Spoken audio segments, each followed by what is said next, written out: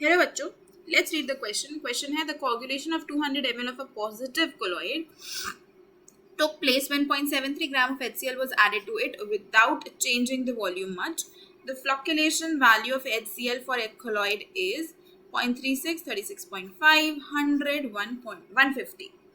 तो अगर इस क्वेश्चन में हम बात करते हैं हमारे की कॉन्सेप्ट की, तो हमारा की कॉन्सेप्ट क्या हो जाएगा? फ्लॉक्यूलेशन वैल्यू. फ्लॉक्यूलेशन वैल्यू को हम कोऑग्यूलेशन वैल्यू भी कहते हैं. ठीक है, flocculation value is also known as the coagulation value.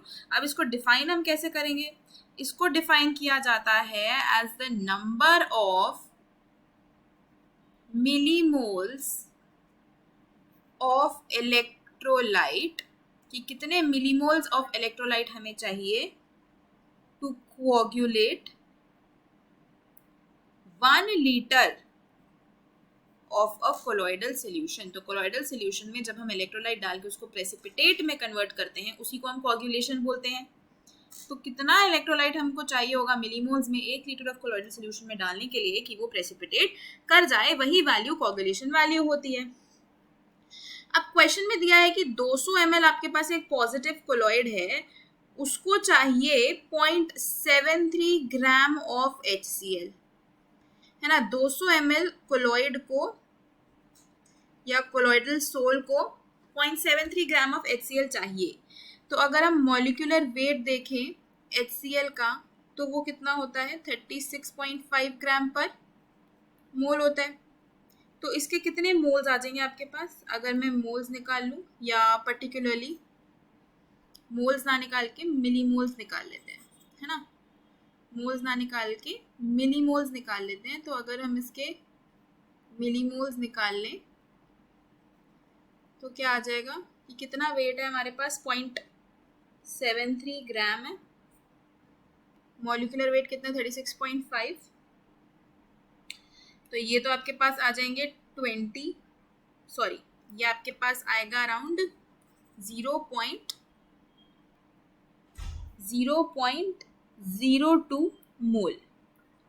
उसको मिलीमोल में कर दोगे तो आ जाएंगे 20 मिलीमोल्स. तो मतलब मिलीमोल्स ऑफ HCl कितने हैं? 20 हैं. अब कोऑग्यूलेटिंग वैल्यू या फ्लॉक्यूलेशन वैल्यू होती क्या है कि कितने मिलीमोल्स ऑफ इलेक्ट्रोलाइट चाहिए 1 लीटर कोलॉइडल सोल्यूशन के लिए. तो 200 ml के लिए, 200 ml कोलॉइडल सोल्यूशन के लिए मुझे कितने मिलीमोल्स चाहिए थे? 20, है ना. अब अगर मुझे 1 लीटर के लिए चाहिए या 1000 ml के लिए चाहिए, तो यूनिटरी मेथड लगा के क्या आ जाएगा? 20 डिवाइडेड बाई 200 इंटू 1000. तो मतलब ये आपके पास आ जाएंगे, इसको काटोगे 10, ये भी कटेगा, तो ये आ जाएगा 100 मिलीमोल्स. तो अगर हम यहाँ से बात करते हैं फ्लॉक्यूलेशन वैल्यू की, तो वो कितनी आ जाएगी? 100 मिलीमोल पर लीटर. मतलब 100 मिलीमोल इलेक्ट्रोलाइट हमें चाहिए होगा 1 लीटर कोलॉइडल सोल्यूशन को फ्लॉक्यूलेट या कोऑगुलेट करने के लिए. तो हमारा आंसर इस क्वेश्चन का होगा ऑप्शन सी, 100. तो final answer will be option C. Hope you understood it well. Best of luck.